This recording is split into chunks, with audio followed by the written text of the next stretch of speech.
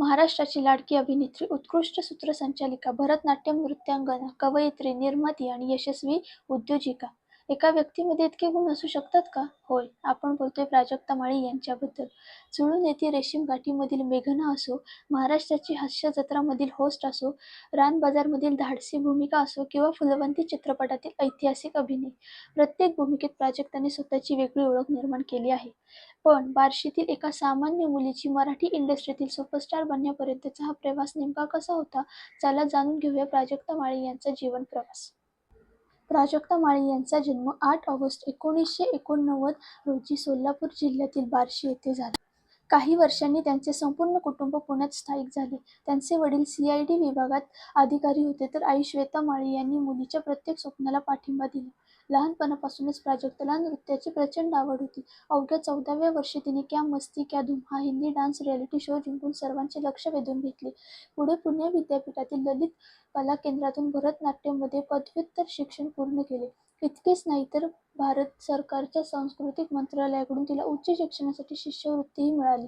नृत्यावरील प्रेमामुळेच तिने नृत्यांगना डान्स अकॅडमीची स्थापना केली, जी आज पुण्यात अनेक शाखांसह यशस्वीरित्या सुरू आहे. अभिनयाची सुरुवात आणि संघर्ष. प्राजक्ताचा अभिनय प्रवास अगदी छोट्या भूमिकांपासून सुरू झाला. 2004 मध्ये शाहरुख खानच्या स्वदेश चित्रपटात तिने एक छोटीशी भूमिका केली.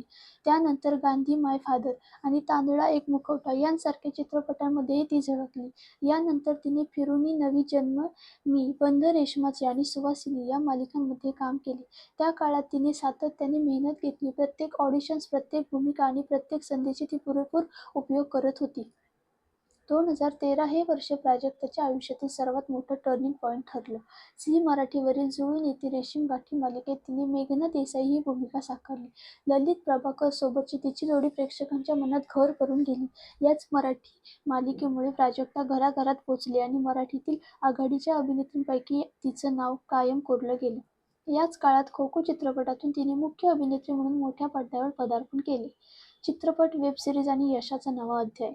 हम्पी, डोक्याला शॉट, पांडू, पावनखिंड, लॉकडाऊन, बी पॉझिटिव्ह, वाय, तीन अडकून सीताराम अशा अनेक चित्रपटांमध्ये प्राजक्ताने दमदार भूमिका साकारल्या. 2022 मध्ये आलेल्या रानबाजार या वेब सिरीजमधील तिची रत्ना या भूमिकेने सर्वांना आश्चर्याचा धक्का दिला. तिच्या अभिनयाचे सर्वत्र कौतुक झाले. याच काळात ती महाराष्ट्राची हास्य जत्रा आणि इंडियन आयडॉल मराठी सारख्या लोकप्रिय कार्यक्रमाची सूत्रसंचालिका म्हणून प्रचंड गाजली. 2024 मध्ये आलेली फुलवंती हा चित्रपट तिच्या करिअरमधील आणखी एक मोठा टप्पा ठरला.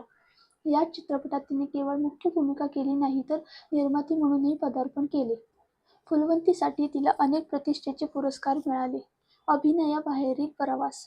प्राजक्ता फक्त अभिनेत्री नाही. 2021 मध्ये तिने प्राजक्ता प्रभा हा कविता संग्रह प्रकाशित केला. 2023 मध्ये प्राजक्ता राज या पारंपरिक दागिन्यांचा ब्रँडही सुरू केला. अभिनय, नृत्य, कविता, व्यवसाय आणि सूत्रसंचालन प्रत्येक क्षेत्रात तिने स्वतःची वेगळी ओळख निर्माण केली आहे.